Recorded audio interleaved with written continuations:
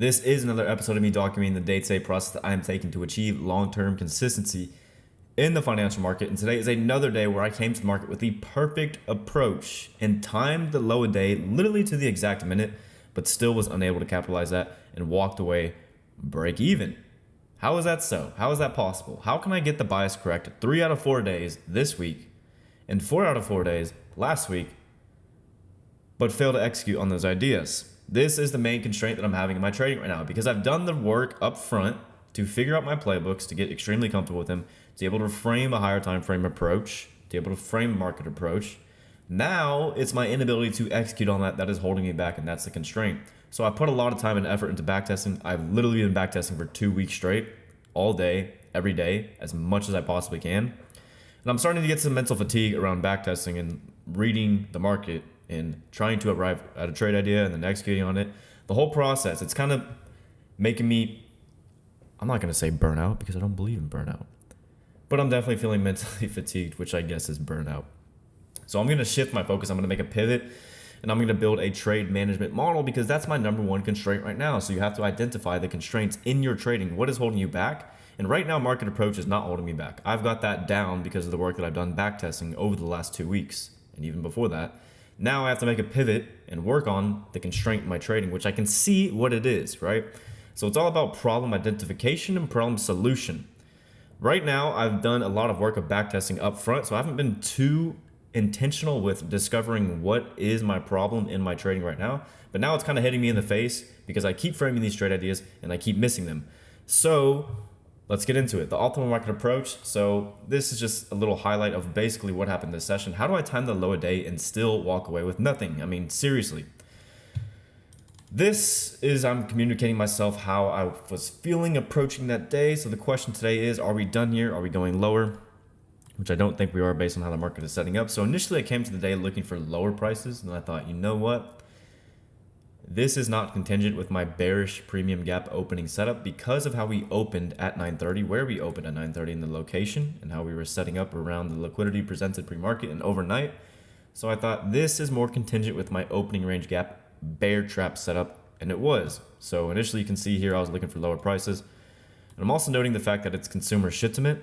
I facetiously call it consumer shipment because typically when it's Friday and we have consumer sentiment, we see really bad conditions. So initially I'm confident in the idea of selling the market again, but I wanted to be quick in and out, not overstay my welcome, knowing this is probably going to be an inside day. So I also have 2 ideas coming to the mind, and this is where I started to look for the buy idea, right? One playing for London low, the other waiting for London low, then buying it. And I ended up going with this one, waiting for the market to take London low and then buying it. And I was not liking my odds because everything is kind of stacking them against me, right? It's consumer shipment. It's Friday. Thursday has already done a lot. And it's probably going to be an inside day. So the cards are stacking against me, and I'm saying I'm not liking my odds at all today. So honestly, the best move probably would have been to do nothing and just hang it up for the week and come back next week. But the draw on liquidity that I established was data high, because I was noting that we did not take, did we take data high? Let me see. Okay, we did take data high. I don't know why I'm saying data high there, but I was looking for the high day. Basically the high day that had already been established pre-market. So higher time frame narrative, I'm looking at Thursday's range. It's done a lot, which means today is likely going to be an inside day, which means if we do see a drop lower, it isn't likely to last and price is not going to take previous day low. So you can see how I'm framing that bullish bias around how today is going to be an inside day because we've done a lot yesterday. Today's probably going to be inside of that, meaning we're not going to be seeing continuation in a move at all, are we? In the market criteria going into the open, I see prices clearly on the sell side of the curve, so we're going lower in the lower time frame market maker sell model. And with how it's setting up / where it's opening, I'm not interested in selling this. It's basically already had the reversal and done the move. What interests me more, because this is likely to be an inside day, is waiting for a drop down below London low to make a new low a day, then buy it. So my trade plan being very black and white with exactly what I'm looking for that session. My plan is to wait for price to complete this market maker sell model, make a new low a day, and look for signs of price respecting the daily discount wick formed yesterday at the low a day around 10:30. Now listen to this. Let me read this again because this is literally exactly what happened. Now this is what happens when you actually put in the effort to discover what makes sense to you. I've found a playbook that makes sense to me. I've only found it because of the market experience that I've accumulated through live market environments, like actually live trading, but also back testing. And for the most part, it's back testing. a lot of the work has to be done off the charts. That's where you're going to grow the most in the beginning, especially when you're trying to figure out what makes sense for you. And I'm telling you, all you need to do is find one thing that makes sense to you, stick with that, spend a lot of time with it, understand it, and then eventually get to the point where you can comfortably execute it on a live market in a live market environment. Now, I'm at the point right now where I know what that is, but I'm still not really comfortable executing on it. So my plan, I'm going to read this again. My plan is to wait for price to complete this market maker sell model, make a new low a day, and look for signs of price respecting the daily discount wick formed yesterday at the low a day around 10:30.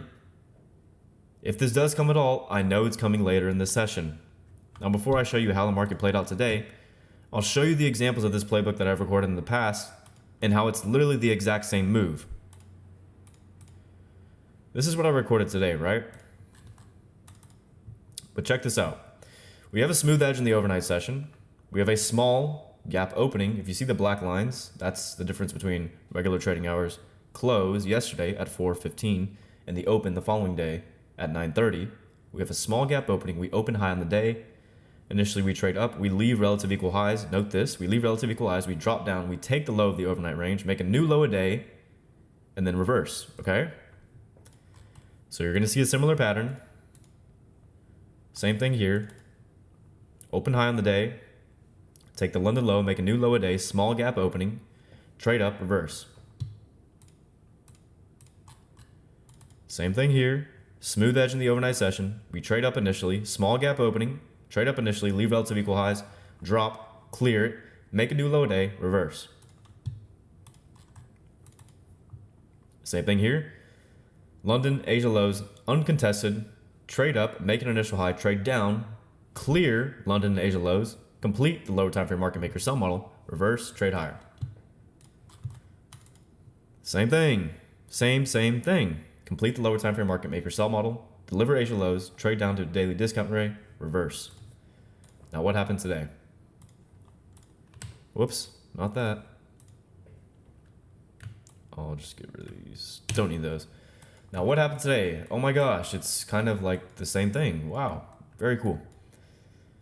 Overnight range, open high on the day, open, trade up, leave relative equal highs, trade down, make a new low a day, take the London low, deliver the daily discount wick. At what time does the reversal happen? What time does the reversal happen? 10:30, 10:27, 10:30, same thing, same difference. And what did I mention in my pre-market plan? Wait for price to complete this market maker sell model, make a new low a day, and look for signs of price respecting the daily discount wick formed yesterday at the low a day around 10:30. Okay, this is at the low day, it's at 10:30, and it's at the daily discount wick. All three boxes checked. Exactly what I was looking for. Why am I not able to capitalize? Now let's pull up the session recording.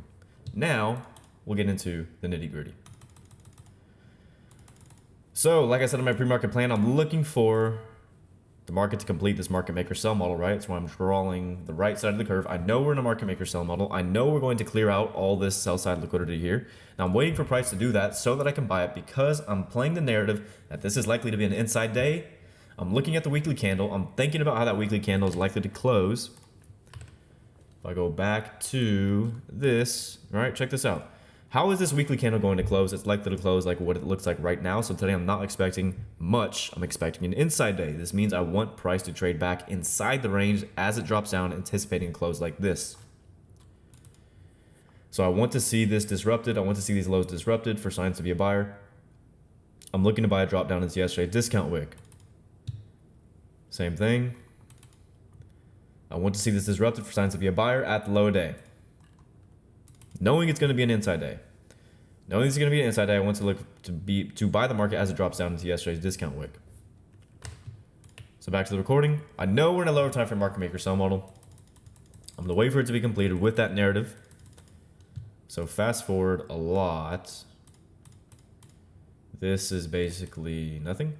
Notice how bad the condition was before that 10 o'clock driver. Extremely high resistance, right? Which is why we have to wait for those drivers to come out. If there's a 10 o'clock driver, most of the time the real move of the day is going to come after the 10 o'clock driver comes out, unless it happens right at 9:30. That's what's going to happen. It's going to happen right at 9:30, literally right at the bell, or it's going to happen after 10 o'clock.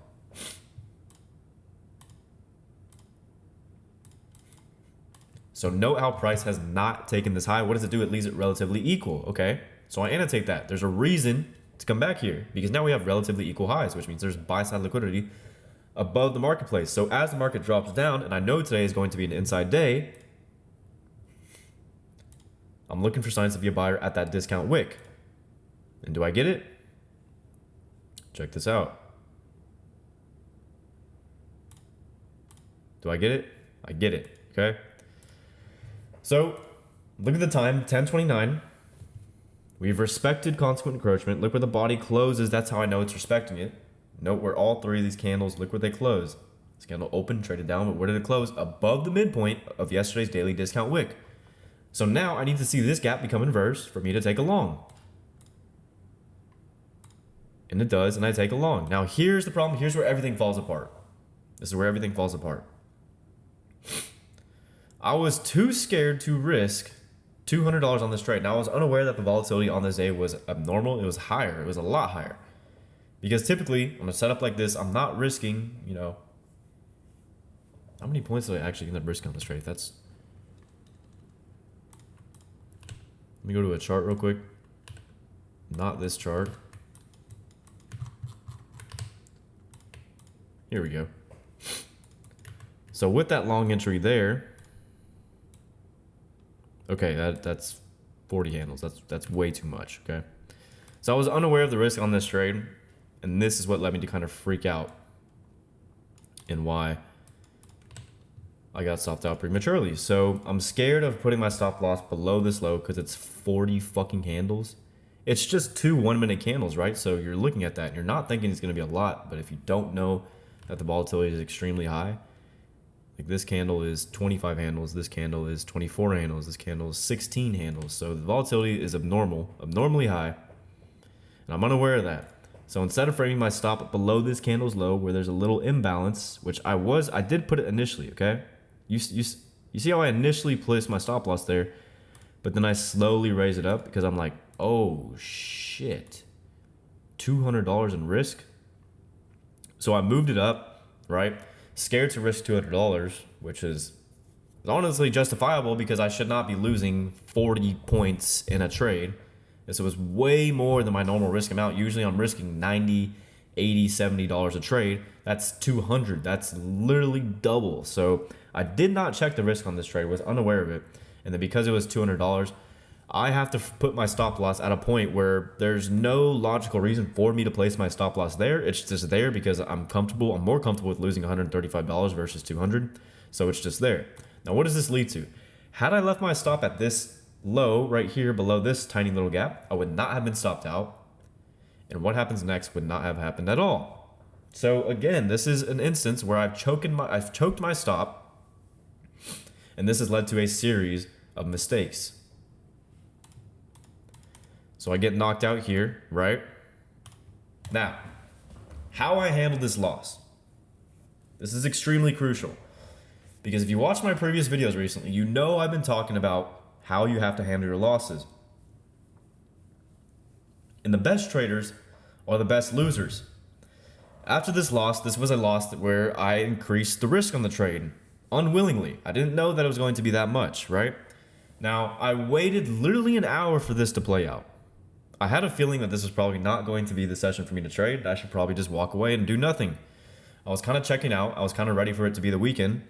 I was kind of ready to close out the week green and not do any damage before the weekend. But what did I end up doing? I ended up taking this losing trade down $137, which is a lot larger than what I'm used to taking. So how do I react to this? Right away, boom. I am so emotionally connected to this outcome that I can physically feel it in my chest hurting me. And I'm sure you guys have felt this before too. If you're a newer trader and you're stuck and all you're doing is losing consistently, you have an emotional attachment to that outcome. In this trade, it physically hurt me because I'm thinking about how much progress I've been making on the eval and how much I've been up and how I literally was up on the week, but now I basically gave back everything on the last day on Friday. So I'm thinking about these things. It's all running through my mind. It's all negative, and I feel down. I lament.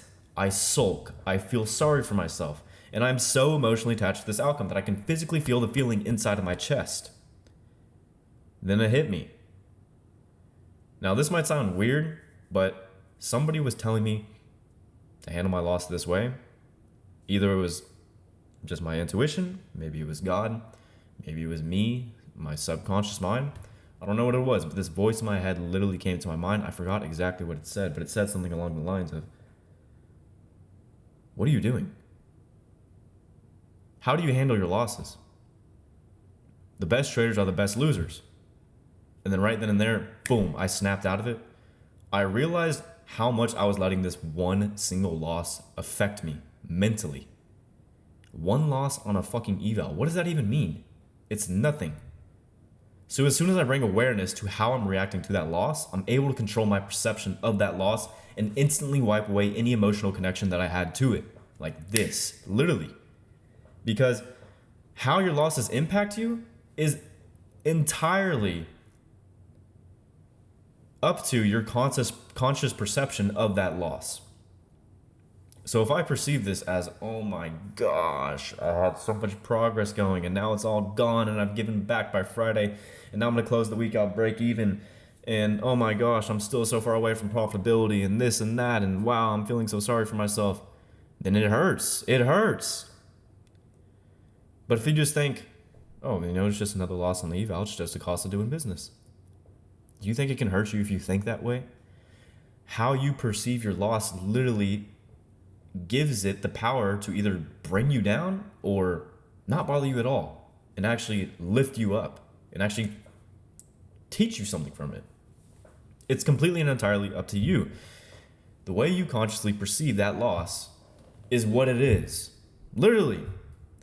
So right then and there in that moment, something told me the best traders are the best losers. What are you doing?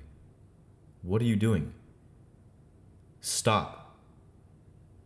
Get back in there and try it again. Literally, I'm not lying. I had this voice in my head tell me. And so I did. It's still playing out. I noticed we still had a change in the state of delivery. We knocked out the open price of this series of down close candles. I'm trying it again. And then what do you know? Boom. There you go. Just like that. Everything just came back, right? But the thing is if I was aware of this risk and could have adjusted my entry accordingly to make the risk make sense within an amount that I can tolerate without feeling an emotional response, then this should just be one single trade. But I barely stopped out, right? I don't even know where my stop loss was, but it looks like I got stopped out literally by a tick or two, which has been happening recently, which shows me my inability to execute these trades properly is what's holding me back. And a part of that would be trade management, stop management. What do you know? I'm up. Okay. Now I'm looking at this trade and I'm looking back inside the range. I'm looking at a 15-minute SIBI. And this is where I fucked things again for myself. Because okay, look, I'm looking at this 15-minute SIBI, right? Extend that out in time. And I want to sell. I want to lock in one partial as the market's driving up into that with strength. Now, notice what my cursor is hovering on. Do you see what I did here? Instead of selling, instead of distributing my long position at the 15-minute SIBI, I bought another contract at the market.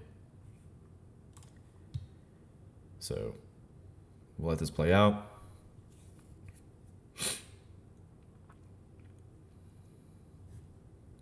Come on, come on. I bought at the fucking market. Are you kidding me? So this was a $100 mistake, literally a $100 mistake, and it basically killed the entire trade. Now, as soon as I realized I have 4 contracts on, you can see me start to hover my cursor over the close position button, and that was the best move to do. Just close the fucking position, knowing what I just did, but I decided to hold on to it, and that is the decision that I have to live with. But it is what it is. Just a simple mistake. I'm telling you guys, it's just these little fucking things that are holding me back. Like, I barely got stopped out by maybe a tick or two down here. Put on another trade. Accidentally buy at the market. Just little things. Just little things. So, now I'm finally locking in equity there. Drawing in this gap, I'm locking in equity there. And because I accidentally bought at the market,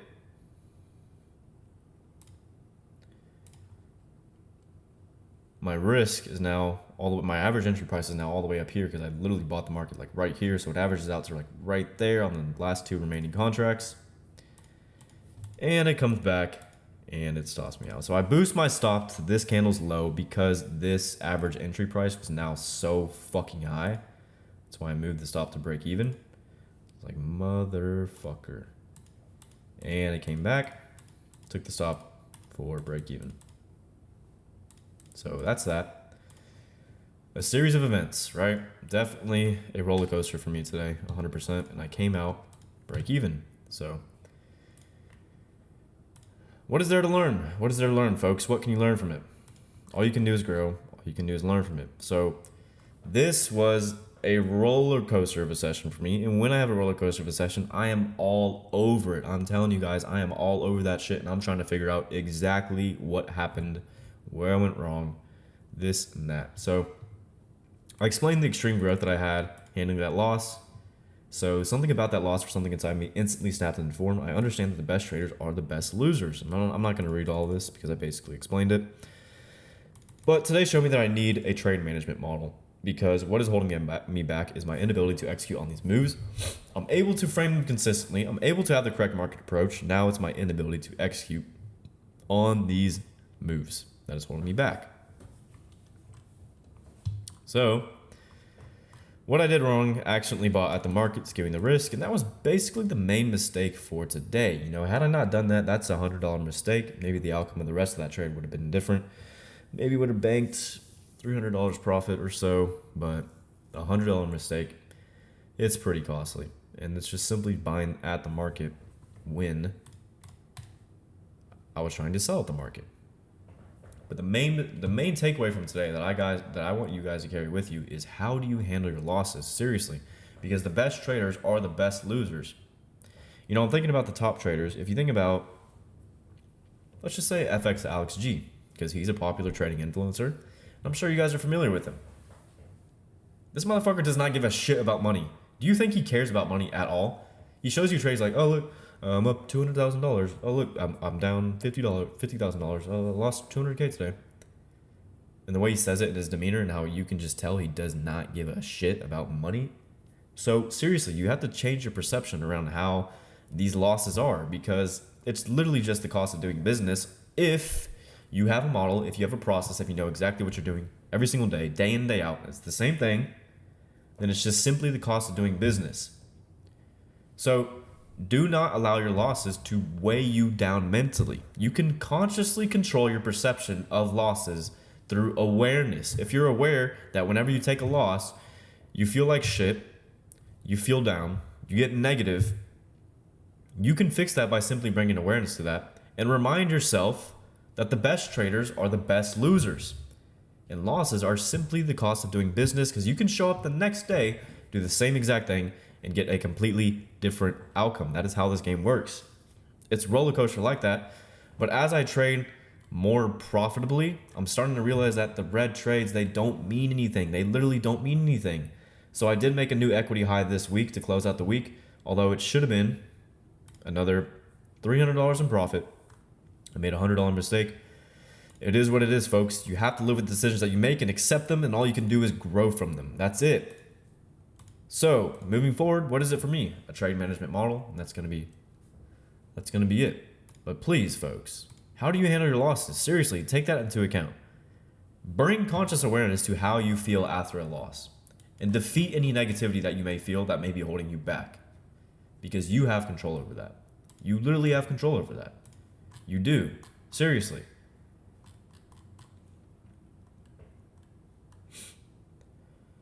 So let me read this one more thing and I'll be done.